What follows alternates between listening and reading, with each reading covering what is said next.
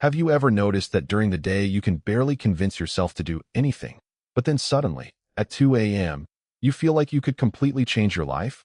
You start planning your future, organizing your room, learning a new skill, working out tomorrow, or even starting a new project. And somehow, everything feels possible. But why does this happen? One reason is that nighttime removes many of the distractions and social pressures that control your attention during the day. Messages stop coming in.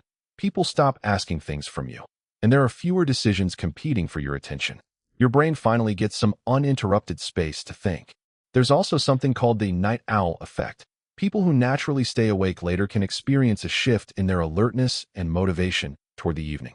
But there's another psychological trick happening. At 2 a.m., tomorrow feels far away. You're not thinking about actually doing the work right now, you're imagining yourself doing it. And imagining success is much easier than dealing with the effort required to achieve it.